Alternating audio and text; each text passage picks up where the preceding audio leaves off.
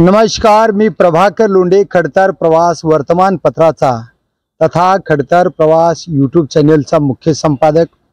आज आपण सार्वजनिक बांधकाम विभागाच्या या कार्यालयाच्या पुढे आलेलो आहोत। या ठिकाणी काय नाव म्हणलं तुमचं? अर्जुनराव वाघमोडे, पद कोणचं? स्थापत्य अभियांत्रिकी सहाय्यक। तर या ठिकाणी एक सार्वजनिक बांधकाम विभागामध्ये नोकरी केलेला एक कर्मचारी आपलं 2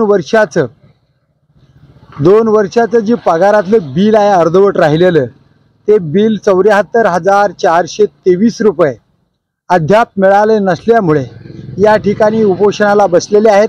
आपण त्यांना विचारूया। वाघमोडे मधुकर अर्जुनराव हे सकाळपासून उपोषणाला बसलेले आहेत। अन्न नाही, पाणी नाही, कोणी या ठिकाणी आलेलं नाही, कोणी विचारलेलं नाही। बाळासाहेब थोरात, अधीक्षक अभियंता बांधकाम विभाग धाराशिव, यांच्याकडे 3 जिल्ह्याचं काम आहे आणि त्यांच्याच कार्यालयाच्या समोर उपोषणाला हे बसलेले आहेत। पण अद्याप या कर्मचाऱ्याकडे कुणी लक्ष दिलेलं नाही। वय वर्ष 74 का 71 वर्ष आहे। या कर्मचाऱ्याकडे अधीक्षक अभियंता बाळासाहेब थोरात यांनी तात्काळ लक्ष देणं खूप गरजेचं आहे। नेमका प्रश्न 74,423 रुपयाचा आहे। काय प्रॉब्लेम आहे, काय अडचणी आहेत, ते तात्काळ त्यांनी अडचणी लक्षात घेऊन हा प्रश्न सोडवणं खूप गरजेचं आहे। आपण त्यांना विचारूया। वाघमोडे मधुकर अर्जुनराव आपल्या सोबत आहेत। बोला अर्जुनराव, काय नेमकं झाले? मी स्थापत्य अभियांत्रिकी सहाय्यक म्हणून सार्वजनिक बांधकाम विभाग बीड मध्ये सर्व्हिसला होतो। 2012 मध्ये मी रिटायर झालो। 2010 ते 2012 या कालावधीमध्ये माझं प्रमोशन कनिष्ठ अभियंता मधून झालं आणि ह्या दोन्ही पदामधला जो फरक होता पगाराचा तो 74,000 रुपयाचा होता, 423 रुपयाचा। तो मिळण्याबाबत मी वारंवार विनंती केली। माझ्या बरोबरच्या माझ्या मित्रांना सर्वांना तो मिळाला होय आणि त्यांना ती माझ्या एवढेच पेमेंट त्यांना मिळत गेले। पण माझं हे राहिलेलं उर्वरित पेमेंट मिळावं म्हणून मी वारंवार यांना बोललो केलं। त्यांनी माझं बिल तयार केलं, ट्रेझरीला पाठवलं। ट्रेझरी मधून किरकोळ चुकीमुळे ते बिल वापस आलं। मी परत यांना वारंवार भेटत गेलो की माझं बिल पाठवा, ट्रेझरीला पाठवतो असं 3 महिने मला सांगितलं। अद्यापही पाठवलं नाही। आता सांगायला तुम्हाला पहिलंच पेमेंट जास्त दिलं, 21 दिलं, असं दिलं। हे पेमेंट सगळं मला सेम बाकीच्या 7 लोकांना जे मिळालं तेच मला मिळालं। त्यांच्या व्यतिरिक्त मला काही पेमेंट मग त्यांना मिळतं, मला का मिळत नाही? म्हणजे तुमच्या सर्व कर्मचाऱ्याला तुमच्या बरोबरीच्या हो सर्वांना मिळालं, तुमचं बिल अद्याप मिळालं नाही। हे बिल माझं किरकोळ जी अडचण सांगितली होती ट्रेझरी मध्ये ते दुरुस्त करून पाठवा म्हणून सांगितलं होतं। हो, एवढंच। अधिकाऱ्याने काय केलं मग? त्यांनी ती पाठवलंच नाही, नुसतं पाठवतो असं बोलून नंतर पाठवलं। काय कारण आहे ती पाठवणं? काय पैसे विषय मागितले का तुम्हाला? मी दिले थोडेफार त्यांना। किती पैसे दिले त्यांना? मी 5-6 हजार रुपये दिले। 5-6 हजार रुपये दिले तरी सुद्धा त्यांनी काम केलेलं नाही। मग आता काय म्हणणं आहे त्यांचं? ते आता असं म्हणाले तुम्हाला पहिलंच बिल दिलं, 1,20,000चं बिल दिलं, असं झालं तसं झालं, तुम्हाला देता येत नाही, असं होतं, असं मला धमक्या द्यायला। बर 2014ला दिला म्हणाले बिल ते। बर आता 2014 आताचा पिरियड पण आणि ह्या सर्व लोकांना हे बिल सगळे मिळाले। मलाच एक बिल माझं राहिलं होतं एवढं 74 ते मिळालं। कोणत्या अधिकाऱ्याला पैसे दिले कसं काय सांगता येईल का? क्लर्क म्हणून खटाणे म्हणून क्लर्क आहे, खटाणे आणि निसार, हे 2 क्लर्क ह्या दोघांना दिले त्या संबंधित। मग काय म्हणले त्याने? पाठवतो म्हणून तसंच ठेवलं त्यांनी, पण पाठवलं नाही। आता मी जेव्हा जास्त उलाढाल करायला भेटायला इकडं तिकडं तर ते असं म्हणाले तुम्हाला दिलं, हे बिल खोटे, हे तुम्ही घरी बनवलं म्हणाले। खोटं आहे तर दिलेलं जे आहे ना व्हाउचर दाखव ना। तेच व्हाउचर दाखव दिले म्हणून। नाही दाखवत।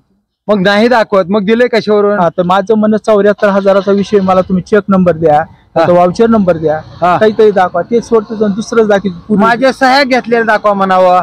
74,000 रुपये दिलेलं हो, पण ते काहीच दाखवत नाही। बर, असं सगळं तुमच्या बरोबरच्या सर्वांना मिळाले? सर्वांना मिळाले। मी त्यांची नाव सुद्धा देते म्हणजे आमच्या। आता तुम्ही उपोषण कुठपर्यंत करणार आहात? आता आमरण उपोषण करणार, जोपर्यंत मला पेमेंट देत नाही तोपर्यंत इथं अंत झालं तरी माझं चालेल। काय बोलता? हो, मी अशा पद्धतीने बोलतो सगळं। बर, इतकं वाईट माझं सत्य असताना का असं? यांना माहिती दिली का तुम्ही? मी उपोषणाला बसलो, पत्र दिलं, आज एक पत्र दिलं, मध्ये पूर्वी 2-3 पत्र दिले। कलेक्टरला दिलं, SP ला दिलं, सर्वांना दिले पत्र। बाळासाहेब थोरात साहेबांना दिलं? त्यांनाही पत्र दिलं। काय म्हणले ते? ते पण सांगतो म्हणले बस एवढं. बाळासाहेब थोरात साहेब चांगला माणूस आहे. हो सर. आतापर्यंत रिझल्ट चांगला आहे लोकांच्या कामाच्या बाबतीमध्ये. मग तुमचं काम करण्यासाठी आज बोललात का तुम्ही त्यांना? आज ना मी 2-3 दिवसापूर्वी येऊन भेटलो त्यांना. काय म्हणाले ते म्हणले मी सांगतो म्हणले खाली. 100% तुमचं काम होईल, काय घाबरू नका. तर हे आहेत वाघमोडे मधुकर अर्जुनराव. हे बीडचे आहेत सध्या रहिवासी. या ठिकाणी 1/4/2010 ते 30/4/2012 पर्यंत यांनी जे कर्मचारी म्हणून काम केलं, या फरकाची रक्कम त्यांना 74,423 रुपये मिळणं बाकी होतं. ती रक्कम त्यांना मिळाली नाही. वारंवार अधिकाऱ्याला सांगून सुद्धा, काही क्लार्कला त्यांनी 4 पैसे मागितल्यामुळे दिले सुद्धा, फक्त बिल पाठवतो असं सांगितलं, पण अद्याप बिल मिळालेलं नाही. याकडे सार्वजनिक बांधकाम विभागाचे अधीक्षक अभियंता बाळासाहेब थोरात हे चांगले व्यक्तिमत्व आहे. यांनी स्वतःहून लक्ष घालावं आणि या कर्मचाऱ्याचं थोडंसं शॉर्ट बिल आहे, थोडंसं 74,423 फार कमी बिल आहे. यांनी केलेल्या कष्टाचं फळ, त्यांच्या कामाचा दाम त्यांना मिळणं गरजेचं आहे. कारण SV Kulkarni, BG Kulkarni, AP Jawale, CR गालप, BK Shinde, DL Raut आणि DN सावंत या सर्व कर्मचाऱ्याला, त्यांच्या बरोबरीच्या कर्मचाऱ्यांना सर्वांना बिल मिळालं, पण या कर्मचाऱ्याला बिल मिळालं नाही. तर स्वतः बाळासाहेब थोरात साहेबांनी या कर्मचाऱ्याच्या कामामध्ये स्वतःहून लक्ष घालावं आणि या गरीब कर्मचाऱ्याचं बिल तात्काळ देण्यात यावं. कारण यांचं वय 71 वर्ष आहे. हा व्यक्ती आपल्या गेटच्या समोर उपोषणाला बसलेला आहे. हे तुम्हाला अद्याप माहीत आहे की नाही हे काही माहीत नाही, पण YouTube चॅनलच्या माध्यमातून तुमच्यापर्यंत ही बातमी येणार. तात्काळ या गरिबाचं काम करावं अशीच आता चॅनलची मागणी आहे. आणि संबंधित वाघमोडे मधुकर अर्जुनराव यांची ही मागणी आहे. ते म्हणतात, माझं वय संपलंय, मी इथं मेलो तर चालेल, मी आमरण उपोषण करणार, माझ्या कष्टाची पगार मला मिळेपर्यंत माझं उपोषण चालूच राहणार.